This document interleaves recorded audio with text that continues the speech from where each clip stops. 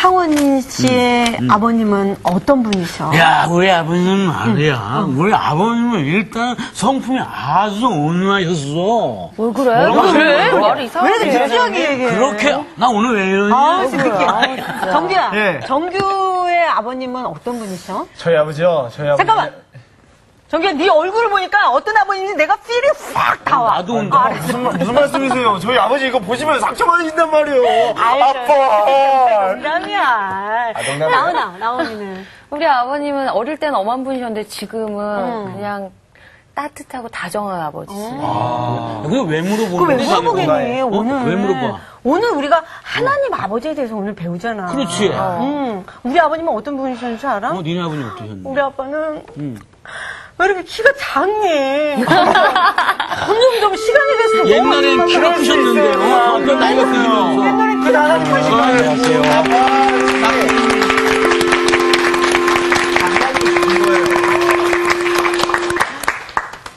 아버지 얘기하고 있었죠? 네. 우리 저 선생님의 아버님은 어떠셨나요? 저희 아버지는 살아계시면 100세 돌아가신 지 오래 되셨는데요. 아주 뭐랄까 강직하고 그러나 또 아주 부드럽기도 하고 그런 모습입니다. 전 막내거든요. 예? 아버지가 진짜 막내 안 그렇게 안 보이죠? 네, 그럴 수밖에 없어요. 저도 막내인데. 막내 같아. 아, 그래요? 그럴 수 있어요. 저희 아버님이 저를 40 훨씬 넘어서 나셨기 때문에 40 넘어서 나셔서 지금 이 자리에 이르렀습니다. 근데 뭐 벌써 하나님 부르심 받은 지 오래됐고요. 네. 어머니에 대한 그리움들을 많이 얘기하는데 네. 나이 먹을수록 아버지에 대한 그리움이 맞아요. 좀 생겨나요. 특히 남자들이 그렇습니다. 남자들이 아니에요. 그렇죠. 여자도 그래요. 아니, 남자들이 얼마 더 전에- 하다고요. 얼마 전에 친정집에 갔더니 정말 엄마의 그 뒷모습보다 그 아빠의 뒷모습이 짠해요. 엄마한테 혼나는 아빠의 뒷모습이죠. 네. 오늘 수업 주기도문 2강 하늘에 계신 우리 아버지. 아버지에 대한 그리움을 얘기했습니다만 우리가 하나님을 흔히 아버지 네. 그러잖아요. 네. 이 말이 맞는 말이에요? 하나님이 남성입니까? 하나님 그거는 성 근데 어느 나라에 가면 또 여성 또 생각을 하시고. 하나님에게는 성이 없겠죠. 성이 예. 없죠. 그냥 저희가 네, 아버지라고 이렇게 부르지만 네.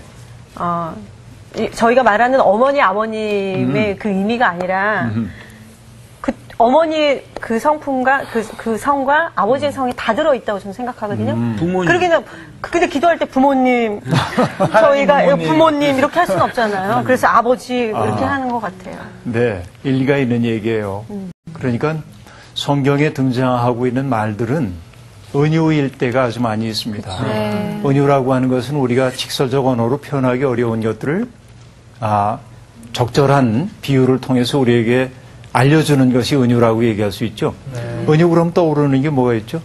김영남 시인의 네. 시가 네. 뭐예요? 죄송합니다. 뭐예요? 네, 내 얘기해주세요. 마음은 호수인가? 내 마음은 호수요. 네. 네. 그대 노조, 내 마음은 호수요. 호수요. 이렇게 얘기를 하겠습니다. 자, 내 마음은 호수입니다 하는 얘기를 듣는 순간 정규 씨가 배를 사면 안 되겠죠? 예. 그렇죠. 네. 바보짓이죠? 안 됩니다. 그대 노조라고 그러니까 오늘 가서. 질 데가 없습니다. 큰일 났네요.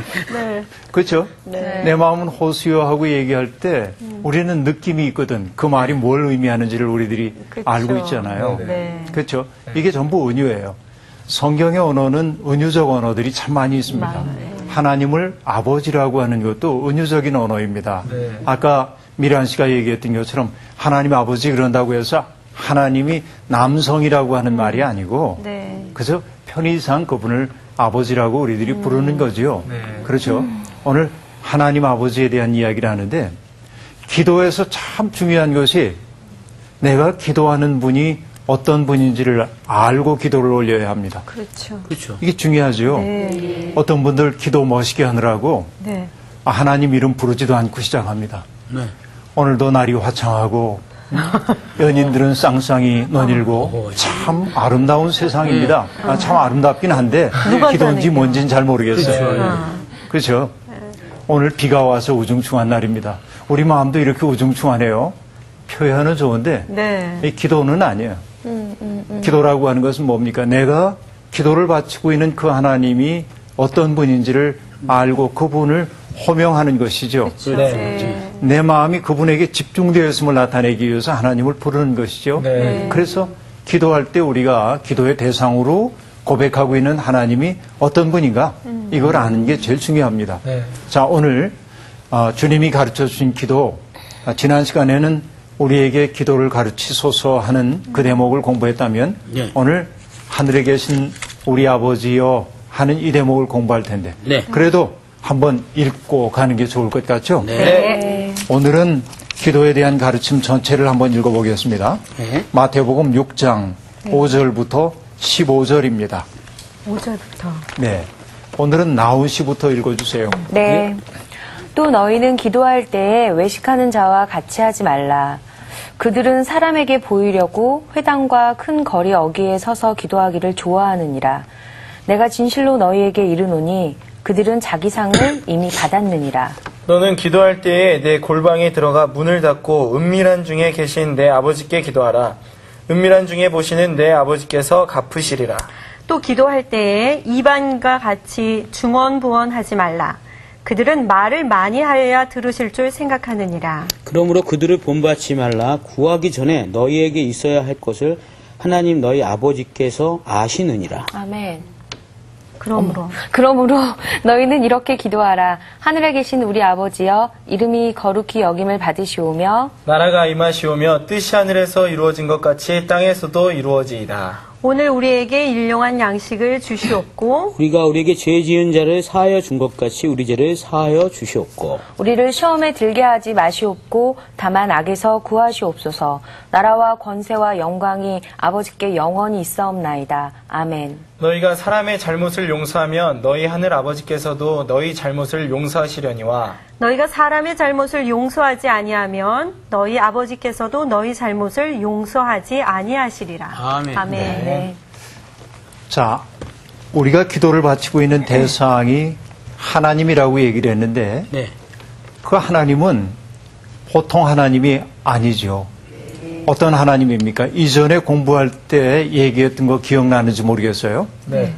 이 성경이 등장하고 있던 그 배경은 출애굽기를 배경으로 해서 성경이 등장하기 시작했다고 말씀을 드렸는데 출애굽 시대에는 애굽이라고 하는 대제국이 사람들을 다스리고 있던 때이고 또 저쪽 메소포타미아 문명권에서는 아시리아라든지 바벨론이라든지 이런 나라들을 제국들이 등장해가지고 사람들을 억압하고 있던 때입니다. 한마디로 얘기하면 제국의 질서라고 하는 것은 뭐로 표현될 수 있냐면 피라미드로 표현될 수 있다고 얘기했습니다. 네. 기억이 나시죠? 네. 피라미드는 이렇게 되어 있죠.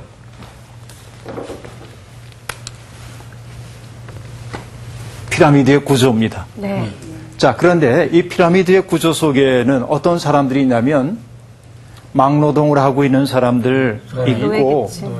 또 노예계층들이 있고 보통 평범한 평민들이 있을 거고 네. 귀족들이 있고 사제가 있고 왕이 있고 예. 서열화된 위계사회이죠. 예. 계층이 탁 주어져 있습니다. 그런데 이 계층에 제일 중요한 것은 제일 꼭대기인 것처럼 보이지만 사실은 이 피라미드 전체를 지탱하고 있는 것은 맨 아래. 맨 밑바닥에 있는 사람들입니다. 그런데 이 밑바닥에 있는 사람들이 나는 왜 왕처럼 살면 안 돼? 내가 이렇게 천대받고 살아야 해?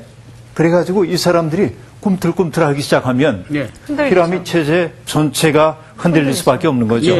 그래서 이 피라미드 세계는 제국 세계는 어떤 종교를 발전시키기 시작했냐면 신들의 세계에도 계급이 있는 것처럼 발전시킵니다.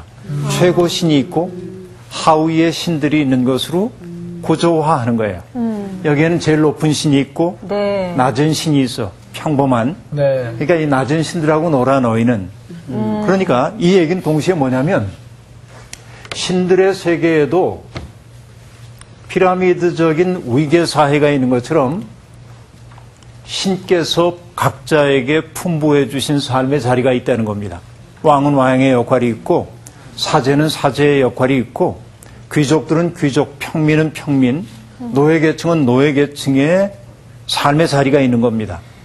다시 얘기하면 뭐예요? 뭘로 알고 살아라? 그것을 팔자로 알고 살아라. 우리식으로 얘기하면 제일 싫어 그런 말. 팔자 바꾸려고 그러지 마. 이게 너희 팔자야. 그런 얘기입니다. 그러니까 이 종교라고 하는 것은 종교가 사회를 바꾸는 것이 아니라 사회가 종교를 만들어냈습니다. 불의한 사회 구조가. 그렇죠? 네. 그러니까 항상 이쪽에 있는 사람들은 천대받고 자기의 삶을 누리지 못하는 것이었죠. 그런데 하나님께서 나오셔서 뭐라고 얘기했냐면 바로 이 계층의 사람들을 고대 세계에서 히브리라고 얘기를 했는데 나는 히브리의 하나님이다. 그렇게 말씀하셨어요. 네. 그러니까 사람 취급받지 못하고 있던 이 사람이 인권을 존중받고 자기의 삶을 한껏 누리며 사는 것이 내 기쁨이고 내 계획이야. 하나님은 그렇게 당신의 모습을 드러내셨습니다. 이것이 출애굽기였죠. 네. 그러니까 하나님에게 깊은 관심의 대상이 되고 있는 사람들은 이 사람입니다. 이들이라고 하나님이 관심을 갖지 않았다는 말이 아니라 세상에 가장 고통을 받고 있는 사람들, 그들을 세워주고 그들이 사람답게 살도록 하는 것이 하나님의 꿈이었단 말이죠. 성경은 바로 이러한 하나님을 증언하고 있습니다. 그래서 어떤 이들은 하나님이 어떤 분인가 하고 물을 때 하나님은 약자들의 하나님이다 이렇게 표현하기도 했습니다. 하나님은 약한 사람에게 유별나게 관심이 많으신 분이시다. 약자들의 살 권리를 세워주시는 거예요. 우리가 믿는 하나님 그런 하나님입니다. 그런데 많은 사람들이 하나님에 대해서 그렇게 인식하지 못하고 하나님은 강한 사람들에게 관심이 많으신 것처럼 생각합니다. 이게 좀 잘못된 것이라고 볼 수 있겠죠. 하나님을 아버지라고 고백할 때 아까 그것이 남성 여성을 얘기하는 그 아버지 성을 일컫는 게 아니라고 얘기했습니다. 그런데 고대 세계에서 아버지라고 하는 말은 가부장적 세계에서 아버지는 이런 뜻을 가지고 있었어요. 한 가족이나 혹은 대가족들을 부양하는 책임을 지고 있는 분. 그분들을 아버지라고 얘기했어요. 단순히 육신으로 나를 낳아주신 분만이 아버지인 것이 아니고 한 가정 전체의 살림을 도맡고 있는 분을 아버지라고 얘기를 했단 말이죠. 그러니까 옛날에 우리 가부장적 사회에서도 보면 가족들이 뭐 이렇게 얘기하는데 아버지가 듣고 계시다 하면 조용히 해야지. 그만둬라 그런 얘기입니다. 그렇죠. 결정은 내가 해. 이건 그다지 좋은 방식들은 아니죠. 요즘은 그러면 말로 하시면 요즘 되는데. 큰일 납니다. 요즘은. 그렇죠. 요즘은 정말 아이들까지도 존중해줘야 합니다. 그들의 견해 경청해야 하고. 그렇죠. 어쨌든 이 아버지라고 하는 존재는 고대 세계에서는 모든 것을 책임지고 있는 분입니다. 그러니까 어떤 집에 갔는데 마당가에 갔는데 옛날 나 어렸을 때 이렇게 보면 마당에 비질이 깨끗하게 돼 있고 저 쌀이비 같은 거 가지고 마당을 쓸잖아요. 어떤 집에 가면 빗자락 자국이 쫙 나 있는 집을 보면 와, 이 집 꽤 정돈이 잘 돼 있네. 그렇죠. 집가리 같은 것들도 차곡차곡 쌓여 있는 것을 보면 이 집이 꽤 규모 있는 집이구나. 그런 걸 느낄 수 있습니다. 아버지들은요, 또 가족 모두를 책임지는 존재입니다. 그래서 누가 아프지 않은지, 누가 고통스럽지 않은지 살펴야지. 이런 것들을 늘 살필 수밖에 없는 존재입니다.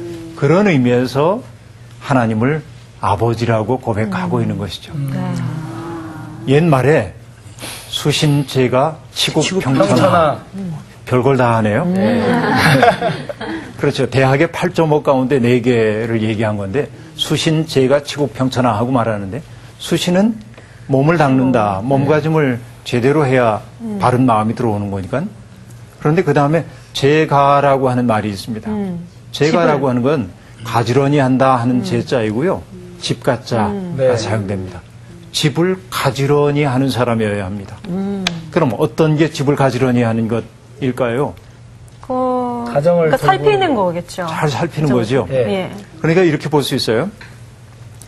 한 자식은 똑똑하고 활달하고 제 몫을 다하고 자기가 똑똑한 줄까지 알아. 아, 예. 전해요. 그래요. 네. 그러면 네. 기가 높아. 이 사람은. 전해요. 예. 그런데 한 배에서 나온 자식이라고 그래도 조금 다른 아이들도 있어요. 네. 성격이 내향적이고 소극적이고 내향적인 사람이 꼭 떨어지는 건 아니지만 더러 네. 보면은 조금 자기 앞가림도 못할 것처럼 기가 죽어가지고 지내는 사람도 네. 있죠. 있어요. 그러면 부모님은 거기에 마음이 가요. 어떤 자식을 맞는데 네. 어떤 자식을 더 자랑스러워할까요? 사람들 앞에 얘기할 때는 첫째 자식. 첫째겠죠. 첫 번째. 예. 첫 번째 얘기했던 그 자식, 뭐 이 녀석이 보통이 아니야. 그리고 그러겠죠. 은근히 나 닮아서 머리도 좋고 이렇게 닮았어. 하는 거죠. 은근히 네. 얘가 공부 못하면 머리는 좋은데 노력을 안 해. 이렇게 얘기합니다. 그 머리 좋은 거 아닙니다. 노력 안 하는 거. 네, 왜냐면 그래요? 진짜 재능은 지속의 열정이 재능이거든요. 예. 어떤 일을 순간적으로 잘하는 사람도 재능 있는 사람이지만 예. 어떤 일을 시작하고 마무리하기까지 지속할 수 있는 사람이 진짜 재능 있는 사람이에요. 네. 그렇잖아요. 그런데 외부에는 그렇게 얘기하는데 실제로 마음이 더 가는 자식은 조금 주눅든 이 예. 녀석이죠. 네. 사람 구실을 할 수 있을까? 마음이 쓰이는 거죠. 그래서 어른들은 이렇게 얘기합니다. 자식들이 가끔 부모님한테 항의하듯 얘기하죠. 엄마, 아빠, 왜 나를 차별하세요? 이렇게 말합니다. 그렇죠. 그때마다 왜 그러세요, 누나? 찔리는 데가 있군요. 괜찮으세요? 저희 둘째가 맨날 엄마는 언니만 이뻐해. 맨날 이러거든요. 그죠? 네. 왜 차별하냐고. 차별처럼 사람에게 상처를 주는 네. 게 없습니다. 아이고. 그런데 부모님들이 흔히 하는 대답이 있어요. 야, 내가 언제 너를 차별했니? 그렇죠. 예. 열 손가락 깨물어가지고 안 아픈 손가락이 있는 줄 아니? 예. 제가 사람들한테 물어봐요. 네. 열 손가락 깨물어 보면 정말 다 똑같이 아파요? 그럼 비밀스럽게 얘기합니다. 덜 아픈 게 있어요. 아, 그래요? 그러면 들려고 해. 근데 자식들도 유난히 마음이 더 가고 애잔한 녀석들이 있습니다. 조금 기가 죽은 아이들이죠. 그런데 제 가를 한다고 하는 것은 뭐냐면 너무 기가 높아가지고 저 잘난 줄만 알고 있는 아이들은 어떻게 됩니까? 조금 낮춰주지 않으면 이 아이가 잘못될 가능성이 많아요. 그렇죠. 그래서 너무 나설 때 조금 눌러주고 예. 여기 뒤쳐져가지고 제목도 못하는 아이 있으면 세워줘. 격려해주고 그렇게 해서 가지런히 만드는 게 제가 하는 겁니다. 제가구나. 그게 제가 해요. 네네. 제라고 하는 한자 글자는 마치 벼나 밀밭 같은 데 보면 벼와 밀들이 키가 비슷비슷하죠. 네. 그걸 그린 겁니다. 그러니까 가지런한 겁니다. 이것이. 그렇죠? 네네. 하나님은 저런 세상, 네. 피라미드 세상에서 유난히 기죽어서 살고 사람 대접받지 못하는 저 사람들이 정말 행복하게 자기 몫을 다 누리며 살기를 원하는 거죠. 네. 그렇죠? 그래서 격려하고 북돋고 저 위에 제 잘난 맛에 살고 있는 사람들이 있으면은 조금 좀 눌러서 자기의 역할 그 자리에 가도록 만들고 이게 하나님이 일하시는 방식이겠죠. 자, 가지런히 한다고 하는 것은 이런 의미였습니다. 아버지는 돌보는 게 많아요. 가축들이 부실하지는 않은지. 그래서 늘 보면은 가축들 우리 집에도 마당가에 돼지 울간도 있고 그렇죠. 닭 기르는 데도 있고 토끼 기르는 데도 있고 그런데 토끼는 잘 자라고 있는지 닭들은 잘 모이를 먹고 있는지 소염은 부실한 녀석은 없는지 그렇죠. 이런 거 다 건사를 하도록 되어 있습니다. 그리고 내 자식들 먹을거리는 넉넉한지 옷은 제대로 입고 있는지 네. 잠자리가 불편하진 않은지 다 살펴요. 옛날 아버지들은 좀 묵뚝뚝해서 표현을 잘 안 하셨는데 그래도 다 다 살피죠. 보이지 않게. 네. 이게 아버지의 마음입니다.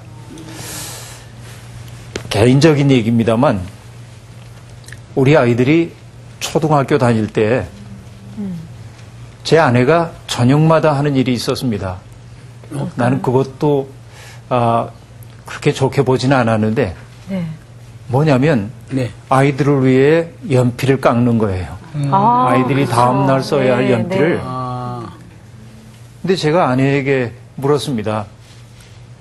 왜 이렇게 돌리면은 깎는 거 있잖아. 네. 그거 하면은 되는데 당신 왜 굳이 칼 가지고 그렇게 깎고? 그러자 기도하는 마음입니다. 이 연필을 가지고 공부를 할 때 우리 아이가 바른 생각을 갖게 해주시고 기도하는 거야. 그 시간이. 돌리면서는 기도 못하시죠? 이건 너무 빨리 너무 파괴적이죠. 네. 그 생각은 이 하나하나 마음은 참 아름다웠던 것 같아요. 오늘부터 깎아야겠네요. 오늘부터 깎을 거예요. 요즘에 샤프 쓰지 않아요, 근데? 네, 아니요. 이거 네. 연필 깎기 쓰는데 오늘부터 깎아야겠네요. 깎아야겠어요. 네, 좋네요. 그런데 혼자 마음속에 그랬습니다. 아이가 다 잠든 시간, 엄마는 아이의 내일, 요즘은 그렇지 않지만 네. 도시락 반찬 싸기 위해서 반찬도 만들고 네. 아이가 다음날 공부를 잘할 수 있기 위해서 연필도 깎고 보이지 않는 곳에서 엄마의 수고가 있기 때문에 아이들이 평안하게 지낼 수 있구나 하는 생각을 가졌죠. 예. 하나님을 아버지라 부르는 것은 바로 이런 것입니다. 하나님을 아버지라고 부를 때 그 속에는 여러 가지 뜻이 담겨 있습니다. 네. 아버지니까 생명을 주신 분입니다. 네. 창조자입니다. 아버지니까 또 뭐 하죠?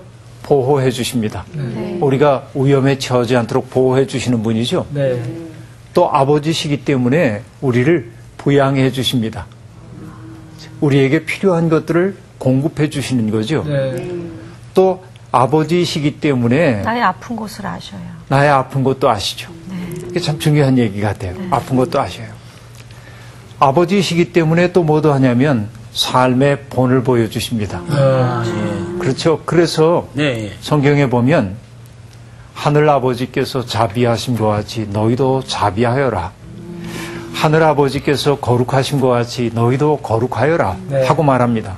그러니까 하나님 아버지는 우리에게 인간이 어떻게 살아야 하는지에 대한 본을 보여주시는 분이라고 얘기할 수 있습니다.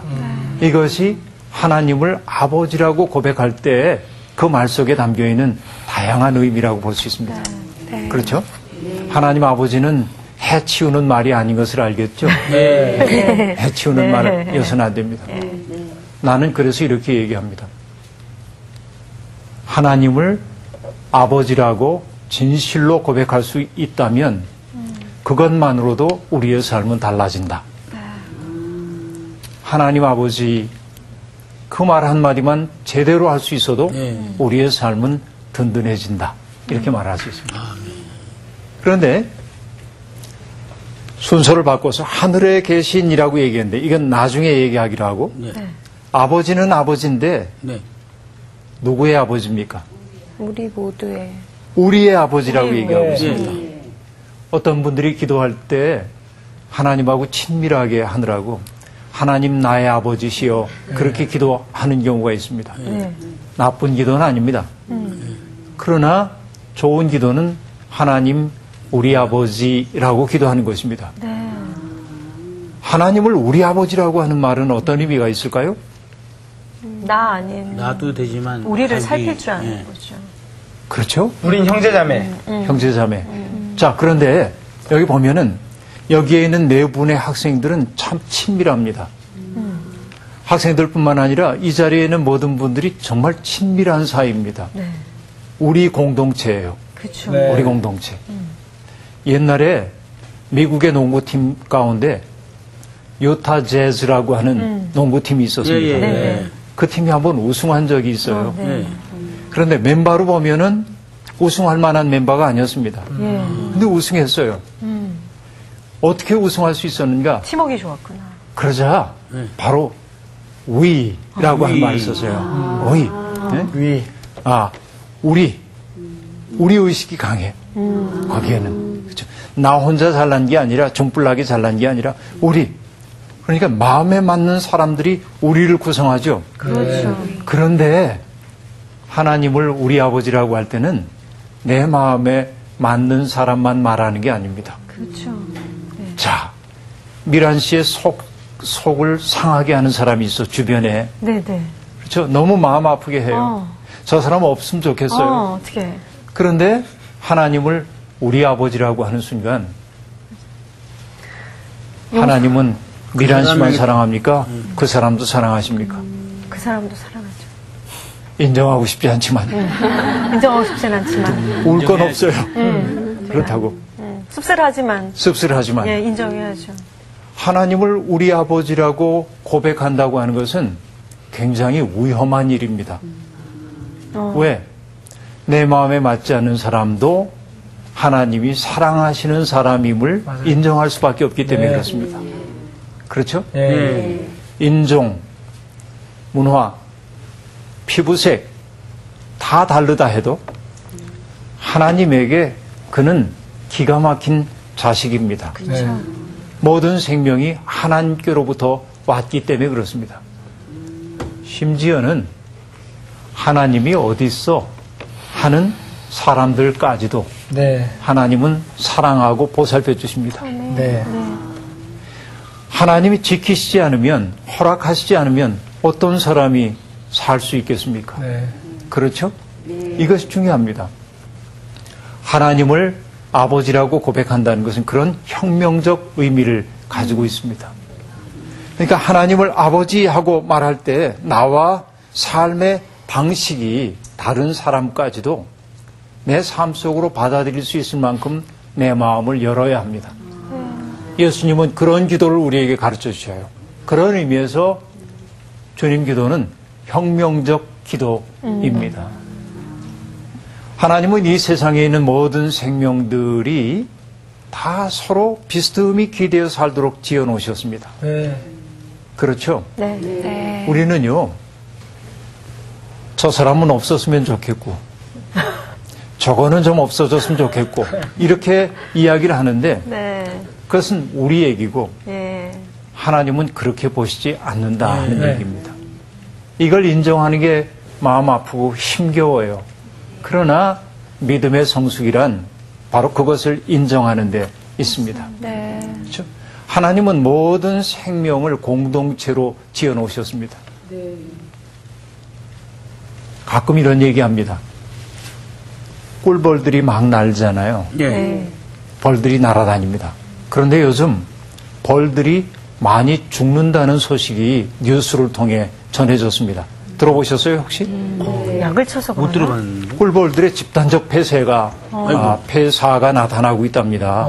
원인을 찾기가 참 어려운데 어떤 사람들은 이게 기후가 변화되면서 죽는 것이다 하는 사람도 있고 벌에게 있는 그 유충의 병 때문에 그렇다는 얘기도 있고 그럼 그 병의 원인이 뭘까 할 때 어떤 사람들은 우리가 편리하게 사용하고 있는 스마트폰 같은 것들이 얘네들 그 꼬리 속에 있는 자기장을 교란시키기 때문에 죽을 거다.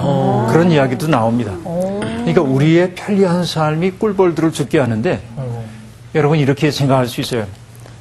꿀벌 죽으면 뭐 꿀 좀 덜 먹으면 되지. 그렇게 생각하기 쉽죠. 조청 먹지. 네? 조청 먹지. 물엿 먹으면 되지. 조청 먹지. 이렇게 이제 얘기할 수 있습니다. 그런데 꿀벌이 없으면 인간은 심각한 식량난에 그렇죠. 봉착하게 됩니다. 왜냐하면 벌이나 나비가 수분 활동을 합니다.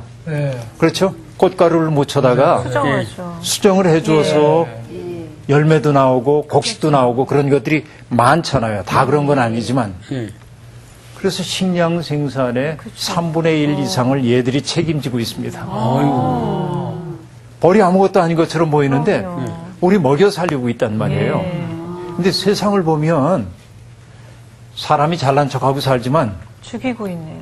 사람처럼 어떻게 보면 이 지구에 부담이 되는 존재가 없습니다. 약한 존재. 그렇다. 그렇죠? 네. 이렇게 한번 볼까요? 세상에는 세 부류의 생명이 있다고 말하는데 하나는 생산자이고요. 또 하나는 소비자. 소비자가 있고요. 또 하나는 뭘까요? 공급자? 분해자. 분해자, 파괴자. 자, 보세요. 지구의 생태계를 아름답게 만들기 위해 뭔가를 만들어내는 것은 누구일까요? 자연. 네, 식물 세계입니다. 식물이 물과 또 햇빛을 받아서 광합성을 하고 네네. 잎을 만들어내고 열매를 만들고 그래서 뭔가를 만들어내죠. 네. 소비자는 누구일까요? 사람. 동물입니다. 동물. 동물들은 어쨌든 나뭇잎을 먹든지 뭘 먹든지 먹잖아요. 소비자는 별로 생산하는 게 없습니다. 그렇죠. 인간이 많은 거 만드는 것 같지만 사실은 뭐 하냐면 이거나 혹은 광물질 같은 것들을 변화시킬 뿐입니다. 맞아요.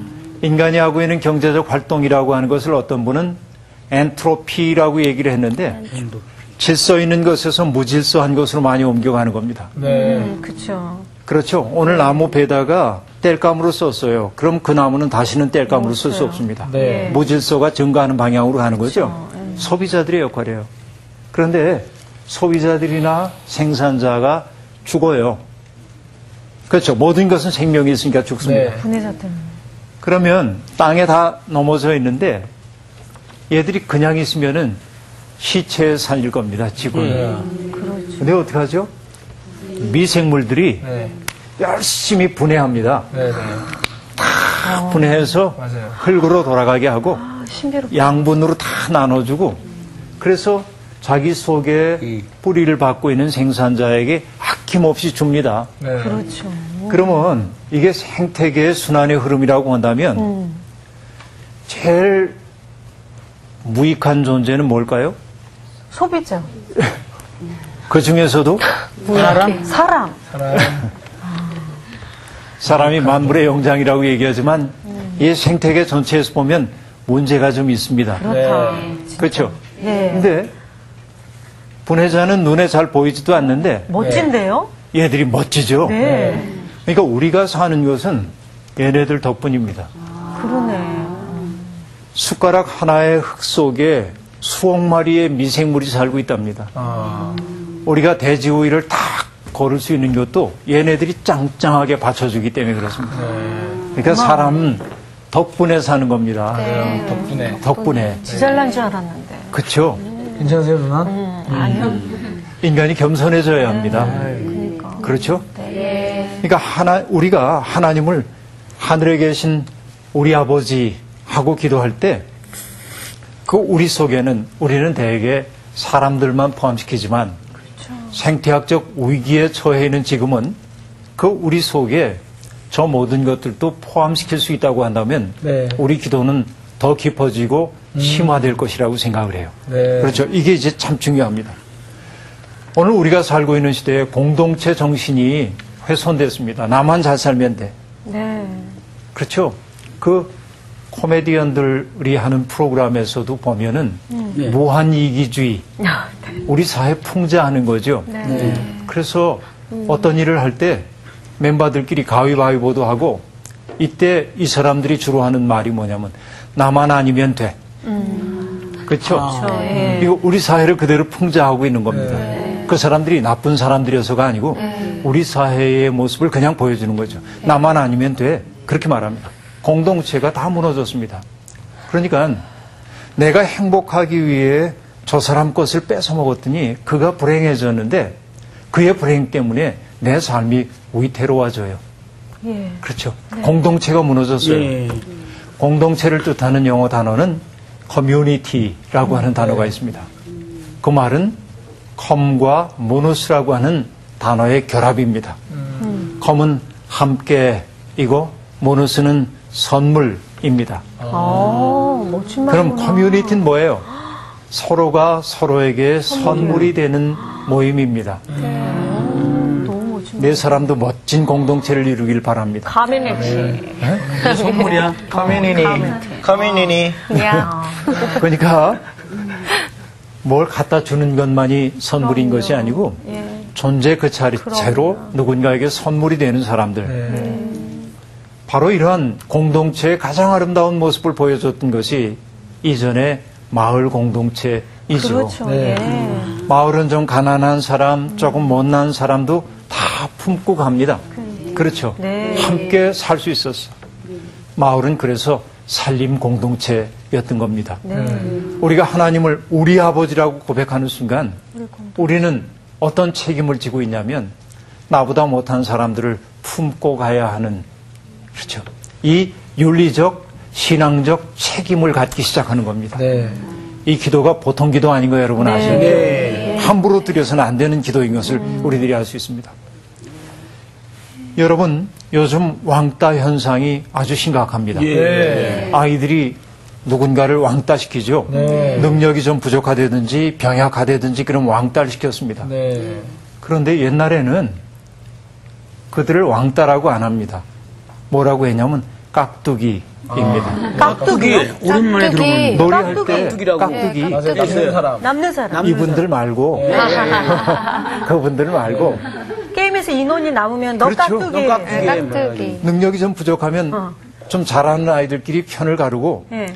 그리고 하나 넌 빠져. 그게 아니고 너 조금 깍두기. 약해 보이는 편에 너 가서 저기 깍두기. 그랬죠, 맞아요. 그러죠. 예. 근데 어떤 분이 재미나는 얘기를 했습니다. 네. 깍두기는 어떤 존재냐면 승리를 했을 경우에는 승리의 기쁨을 함께 나눕니다. 그렇죠. 깍두기도 정말 기뻐합니다. 네. 우리 이겼어. 근데 패배했어요. 너 때문이야. 아닙니다. 왜요? 아니죠. 같이 깍두기는 실패하는 거지. 같이. 실패의 책임을 그에게 묻지 않습니다. 아.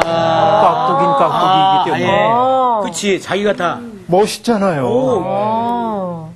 그렇죠. 승리의 기쁨은 함께 나누되 네. 괜찮네요. 실패의 책임은 묻지 않고 그를 품고 가는 거예요. 공동체가. 예. 깍두기 멋있잖아요. 깍두기 좋네요. 이 깍두기 말고 네, 네. 예. 그 깍두기 말고. 예, 이 깍두기는 정말 멋있는 깍두기입니다. 예. 그런데 옛날에 우리가 깍두기라고 불렀던 그 사람들이 오늘에 와선 왕따가 된 겁니다. 세상이 무너진 거죠.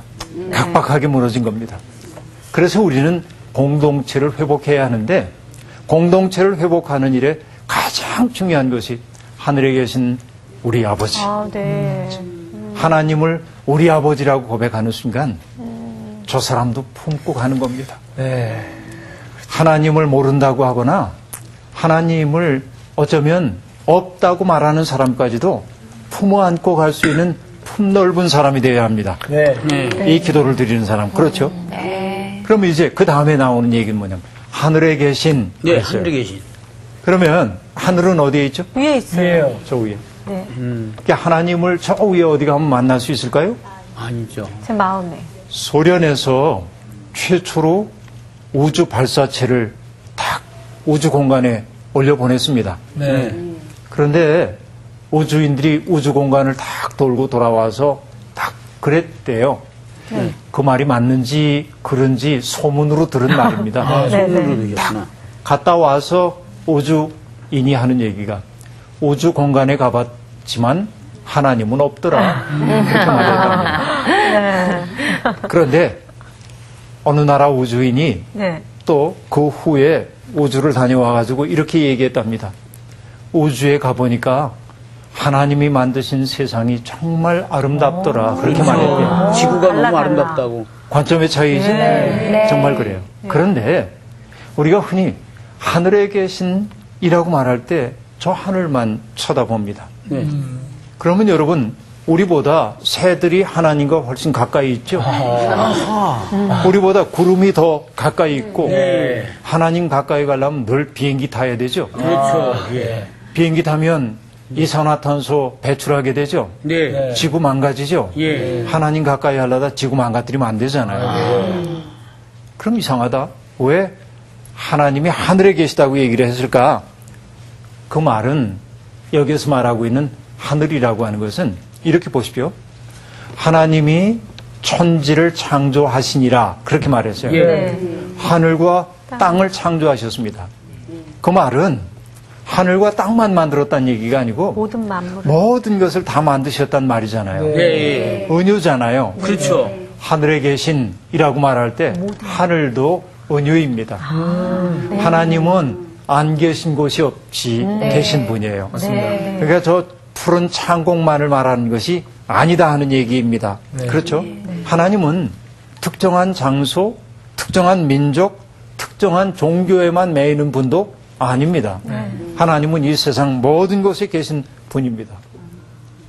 그 하나님, 절대 타자이기도 하지만 우리에게 가장 가까이 계신 분이 하나님이시다 하는 얘기이지요. 그런 의미에서 우리가 하나님 만날 수 있는 장소는 어디일까요? 어디에나. 어디나입니다. 맞습니다. Everywhere. Everywhere. 오늘 왜 그래? 오늘 영어 되는데요? 아침에 뭐 먹고 왔어? 못 알아들어요, 진짜 미국.